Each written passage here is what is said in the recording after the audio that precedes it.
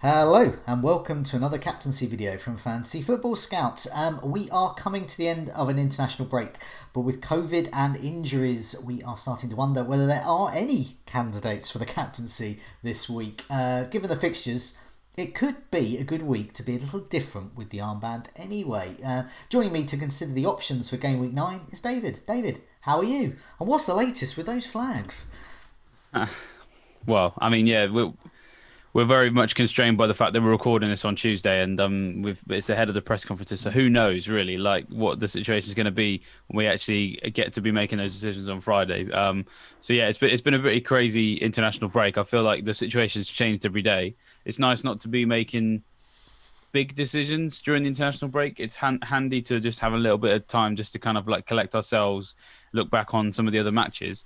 And normally in an international break, like nothing really happens. But in this one, the situation has just basically been changing every day, bearing in mind who has been coming in and out of teams. You know, Salah has obviously tested positive for coronavirus. I think he's tested positive in two tests. But that doesn't mean that he's necessarily out of game week 9 because we're already hearing that he's going to be taking another test, I think, on Thursday. Yes. And it's possible that that might be negative. We'll have to see. I mean, I don't really know. But if it Each is negative, he can play in game week 9. So each country, lots of people may have.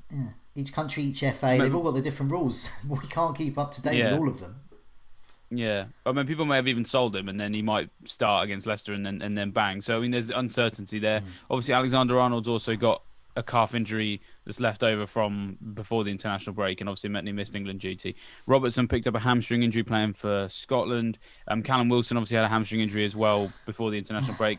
Marcus Rashford has obviously been keeping very busy, but in terms of his fitness, you know, has that shoulder problem. Danny Ings, we knew already that he's out for a fair period as well. It's a weird game week where actually these flags possibly even make some of the decisions for us. And then the other thing is that Matt Doherty obviously has tested positive for a coronavirus, so that means that Spurs are probably going to have to play Aurier against Man City. So does that boost the potential of, say, a Sterling or a De Bruyne because Spurs' defense won't be quite as defensively solid? So there's so many things up in the air. This feels like, I think, the hardest captaincy decision of the Yeah. whole season because of all these things. So yeah, we're in for quite a tricky video today, I'd say. Yeah, so yeah, usually we just say, Salah, goodbye. Or we say, whatever, Fernandez. If Fernandez is away, we say him, goodbye. Here, there's a lot of options. And there's a guy we don't usually start with. He gets included in these videos, but he's my current bus captain. It's not Richarlison, it's Calvert-Lewin. Although Richarlison is a good bet this week. He's back from suspension. Calvert-Lewin, yeah, my current bus team captain. Richarlison is back from suspension. Rodriguez should be available. So, yeah, they could be options too. They're against Fulham. I think this looks like a classic player in form, player who could get better because Richarlison is back, and I'll talk about that in a bit. Plus, they're against Amino, Fulham, who are destined to go back to the championships. So, yeah, what do you think? I mean, am I a bit off the wall going for Calvert Lewin?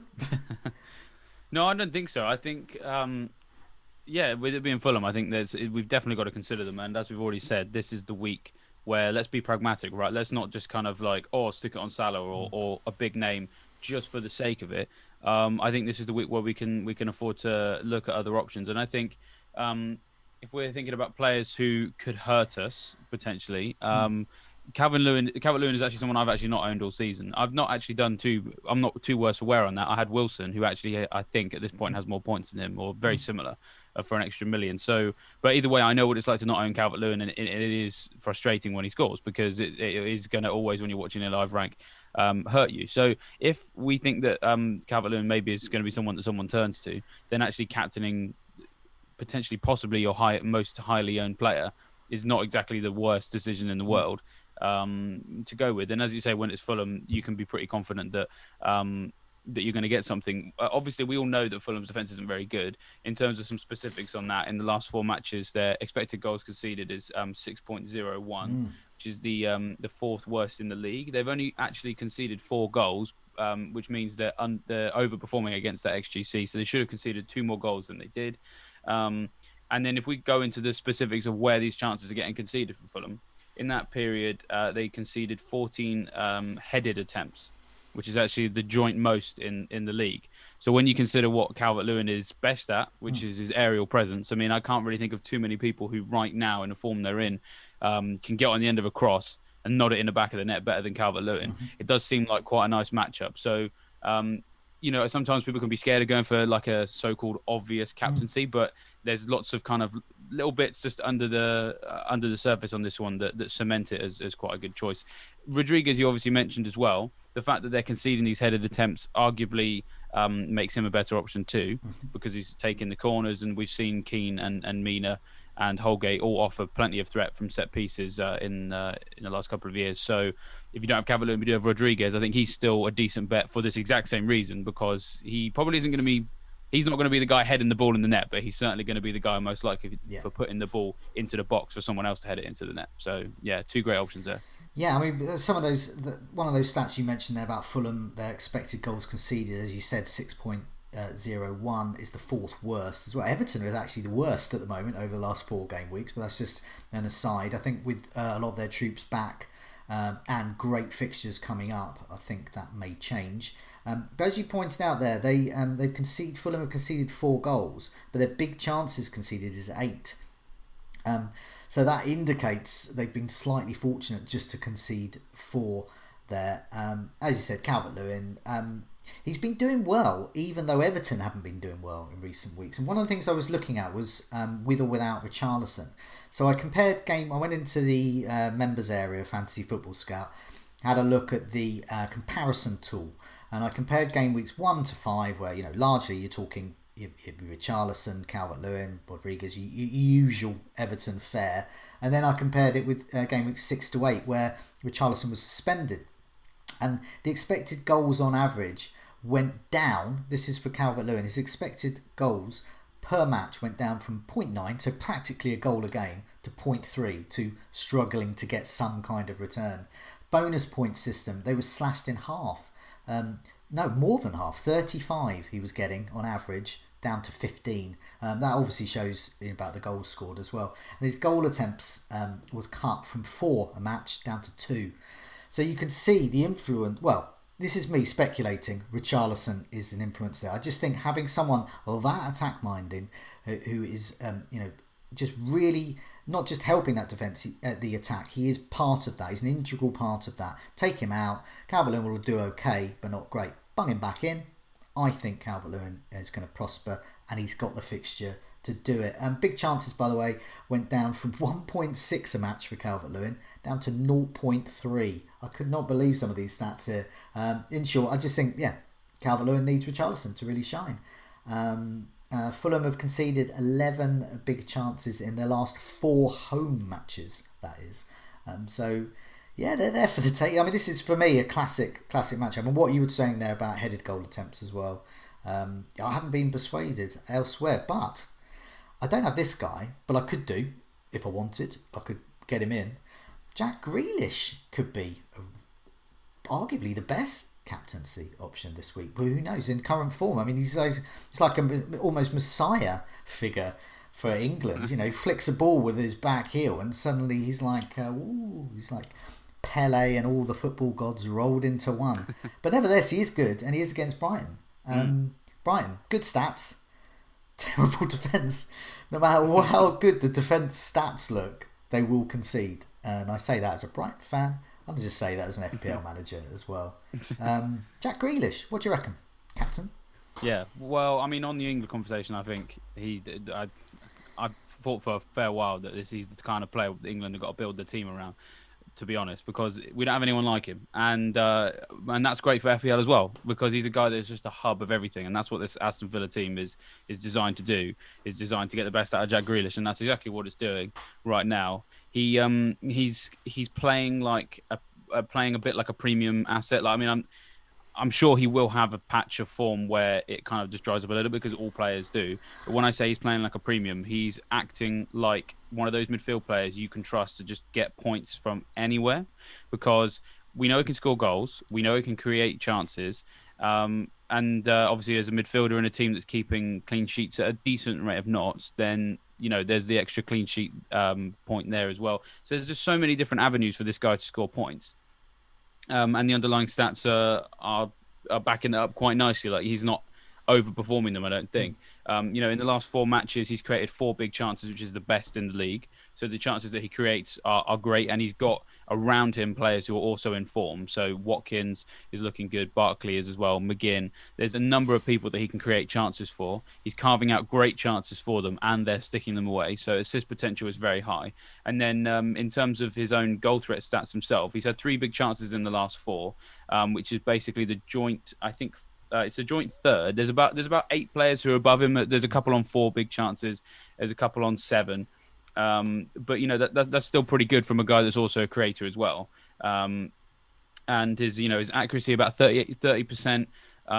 It's a little bit below what you'd expect from a more ruthless goal scorer, but it's still good enough. He ticks enough of these boxes all together combined to make him look like a great option. And also he has a bit of a hoodwink over Brighton as well, because he's scored in every Premier League match he's played against them in last season anyway. So he scored in both games, home and away. Scored 2 games. So he's got it's 2 games. It's not a huge sample size, but as you've already mentioned, Brighton aren't exactly a team that you would trust to keep clean sheets right now, even if the stats are good.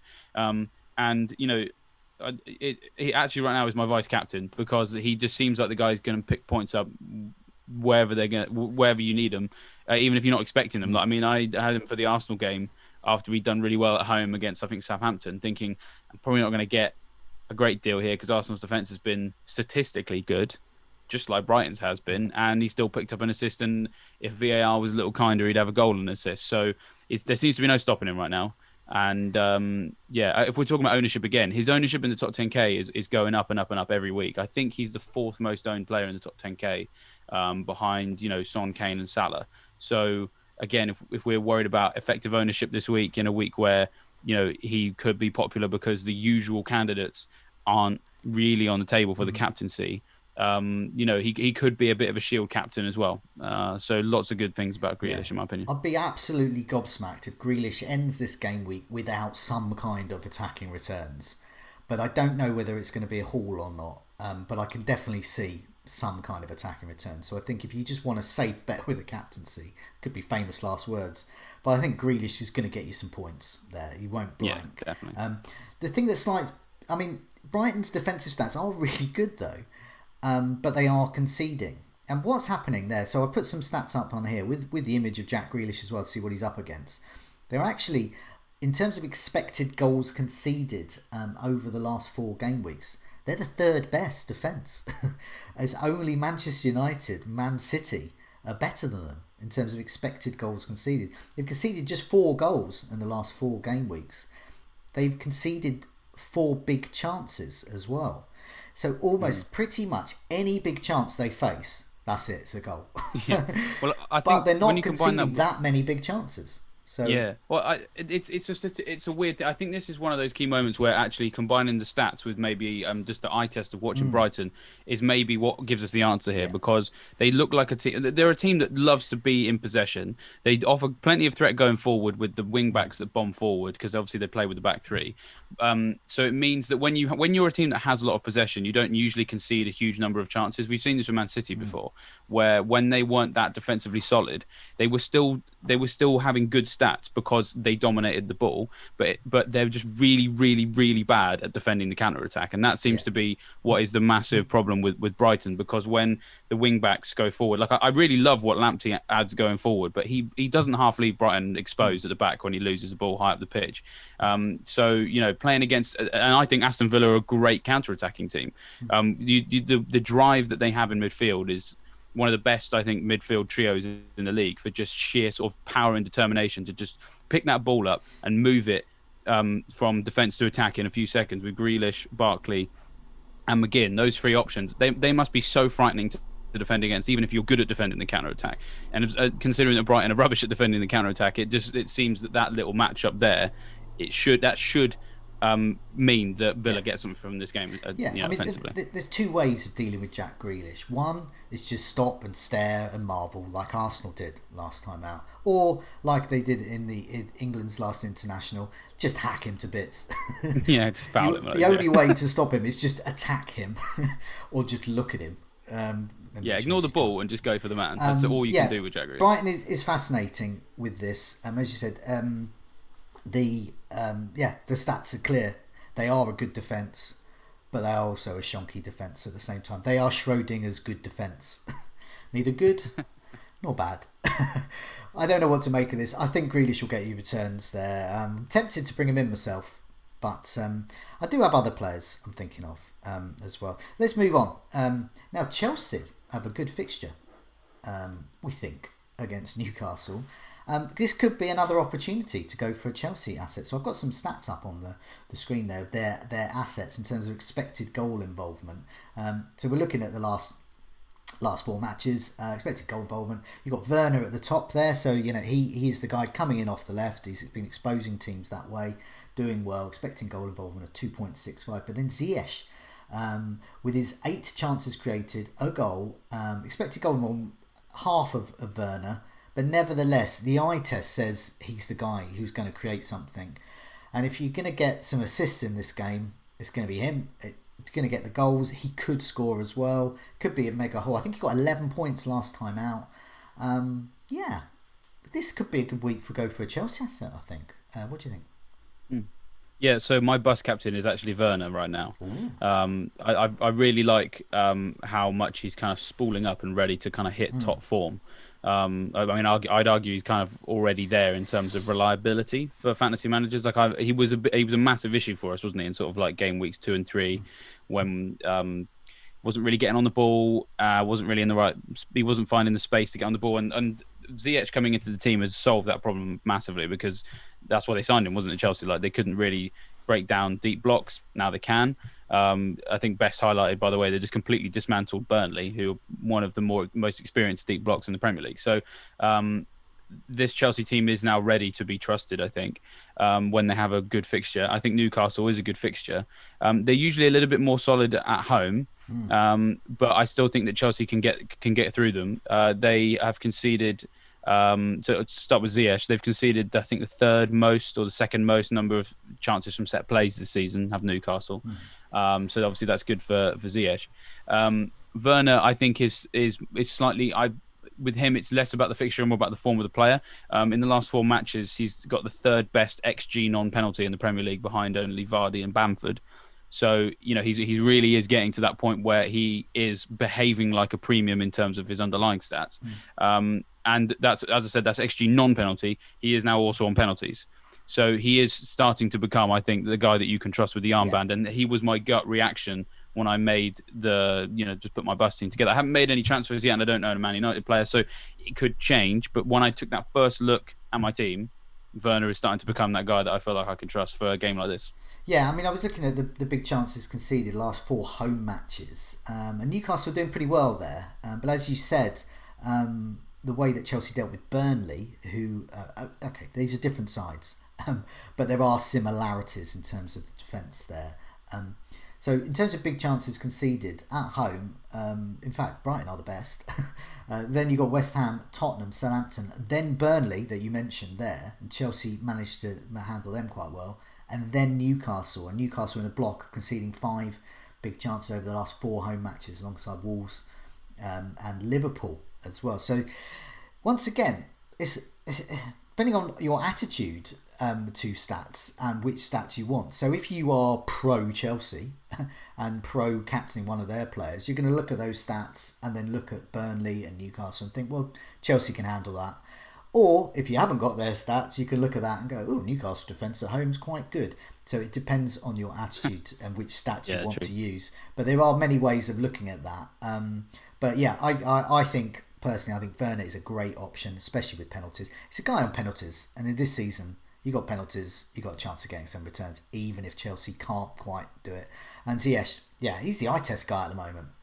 Now, let's move on to Manchester United against West Brom. On paper, this looks amazing. But there is a difference between Manchester United at home, and particularly Fernandes and Manchester United away. So I am still considering getting Fernandes in. But I don't think I'll be captaining him. I still don't think he's as good an option as Calvert-Lewin. So, and here's why. Put these are just the normal stats. These aren't from Fantasy Football Scout members area. These are just the stats that anyone can get from the FPL website, and they just show these are Fernandez's game week history so far. Brighton away 12 points, Newcastle away 11 points, Everton away 17 points, mega hauls here, and then Crystal Palace home 2, Tottenham at home in that 6-1 drubbing. He managed to get 6 points, but he only lasted 45 minutes. Chelsea at home 3 points, Arsenal at home 2 points. Once again, you can look at this in two ways. That's tougher opposition at home than away. But then last season, after lockdown, Fernandes was doing much better away. And I've heard, I mean, I need to check this out, but I've heard that when he was in Portugal as well, the same thing happened. I don't know, does he hate playing at home? I don't know. Anyway, Fernandes, he looks a good option. Rashford, if he's fit, looks a good option. Manchester United at home to West Brom. Seems good. I mean, what would you say to people who are thinking of captaining one of them? Yeah, well, I think my answer to that starts with looking at what everyone else is thinking, because I think you always have to be just aware of that when you're making these decisions. If you want to protect yourself against big red arrows, or set yourself up for a big green one. Fernandes currently right now is comfortably the poll leader on Fantasy Football Scout for the best captain this week, according to the voters.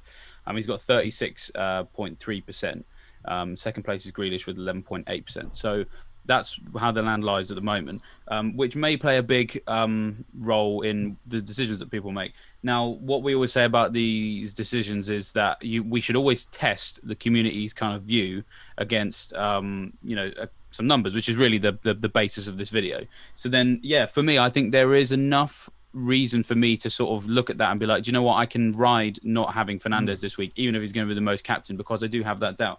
When we look at what he did last season, so I'm just including all home matches, just all matches he played last season, which includes matches before lockdown. He's got 117 points last year, and only 46 of those came at Old Trafford. So, because we always get people in the comment section on these videos going, oh, you can't look at home and away yet because they've only played these teams and that teams and whatever. But it's an ongoing issue because regardless of opposition last season, only 39% of his points came at home, even though he's the penalty taker, which is so strange.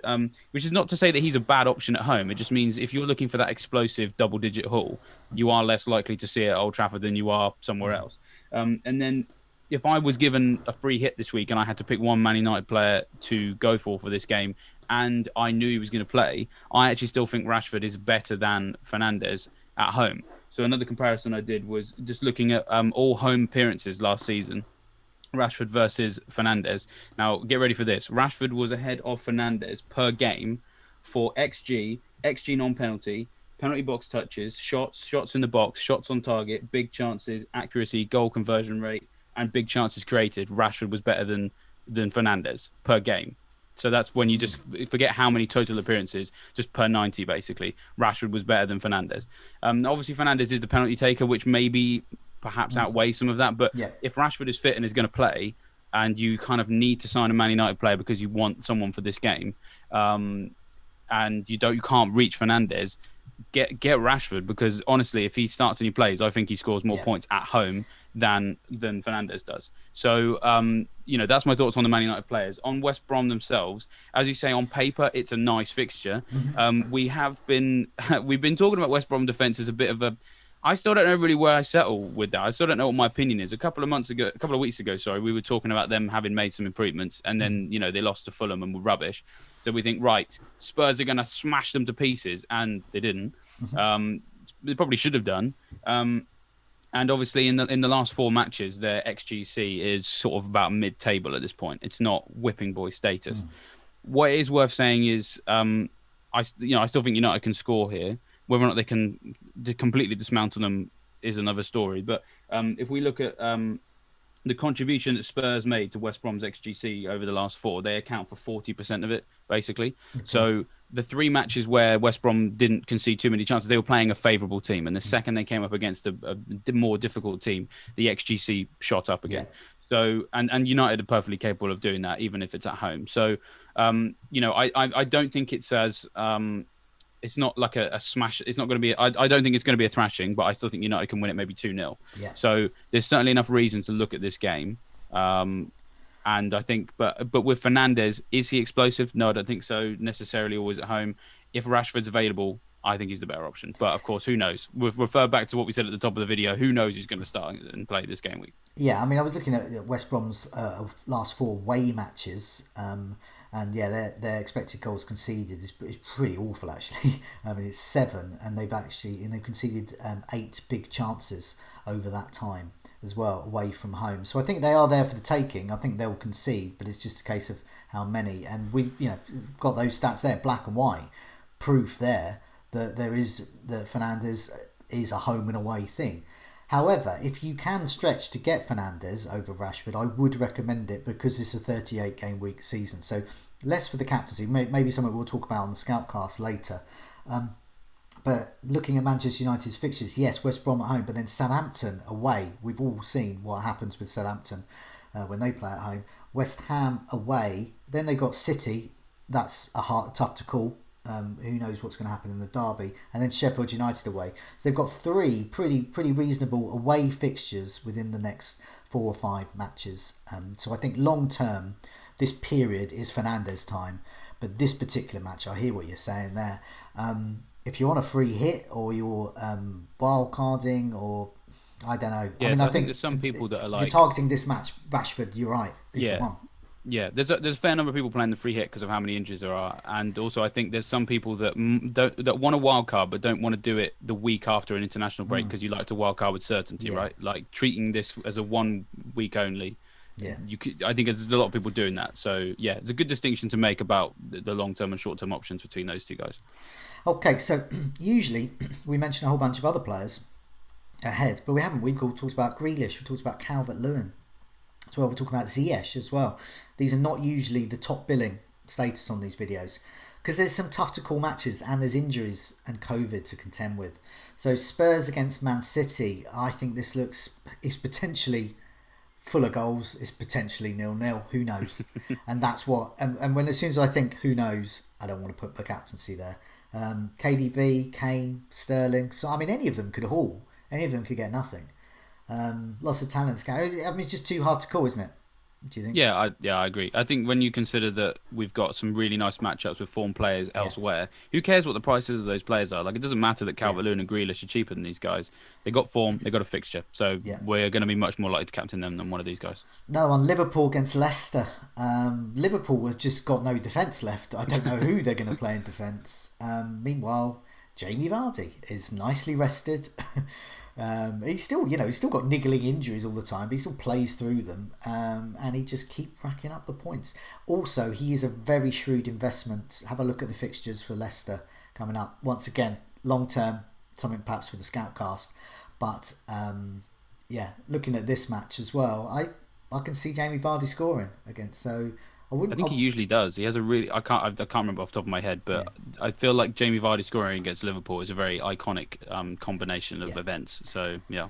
Once again, I think Vardy owners could be happy here. Salah owners, we don't know. We don't know whether he's going to play. Mane, Mane's Mane. I mean, they're all good options, but it's tough to call. Leicester. I mean, we saw what they did to City, and then we've seen them also, not perform so well. So I'm not quite sure what was going to turn up there. So I don't think you'd be wrong to captain a Vardy or Mane.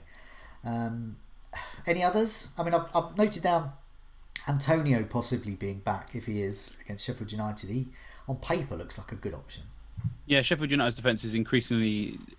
people, I think, will shy away from describing them as whipping boys because they remember how good they were last year, but they are increasingly becoming whipping boys. In the last 4 matches, 7.64 is their expected goal conceded, which is the second worst in the league. And they're not over or underperforming against it. The delta is plus 0.36. They've conceded 8 goals. So XGC is bad. Goals conceded is bad. Yeah. They're just going to concede goals. And West Ham were a little laboured against Fulham. But if they've got Antonio back, then I think they look a much better team. So I would suggest any number of the attacking players in your team, if you've got a Bowen or a Fornals or an Antonio, maybe even a Cresswell, if we're going to stretch to the real bottom of the barrel, because I can't. West Ham's defence is improving as well, and Sheffield United are not exactly the most threatening of teams. So, yeah, if you're looking for a ridiculously differential option, then West Ham's hardly a bad place to look, considering that Sheffield United, I think, I'm going to say it now, they're whipping boys now. The dream is over. I've got the stats up on the screen. They are. The XG conceded is so high. The big chance to concede 13, ridiculous. This is the last 4 game weeks. So the other match I've noted down is Leeds against Arsenal. I don't know what's going to happen with Leeds any week, which is why they're everyone's best favourite second team. But yeah, potentially could do well. I'll keep these stats up on the screen because who is top of big chances over the last 4 game weeks is Bamford. So there we go. I mean, it could be. I mean, if you're a Leeds fan, just captain Bamford. But yeah, I'm not sure about this one though. I don't know which Arsenal defence is going to turn up either. The one that just looks at Bamford admiringly, or the one that hacks him down. Yeah, it's tricky, and I think it's a bit weird. His home games are a bit weird for him. I think something like 62% of his points this season. It may even have gone up because I think that's as of before the Palace game. I think so many of his points this season have come away from home, and he has played relatively favourable fixtures at home as well, and hasn't delivered. He still tries though. Like it's not that he's not. It's no lack of trying. Against yeah, it's not that he completely goes missing in these home matches. Like the Leicester game, he could have had 2 goals, but just his first touch just kind of let him down. But yeah, I mean, certainly right now he looks good. I mean, I'm always a big fan of just going and looking at, right, if I want to predict who's going to score, let's go last 4 matches, who's got the most shots in the box, big chances, shots on target. A guy shooting often, shooting high quality, and getting the shots on target when he's doing so. Bamford is top of all 3 of those things in the whole Premier League. 16 shots in the box, that's at least 5 more than the second best, which is Salah on 11. 7 big chances, which is level with Vardy, and at least 3 more than the second best behind those 2 joint first in Salah.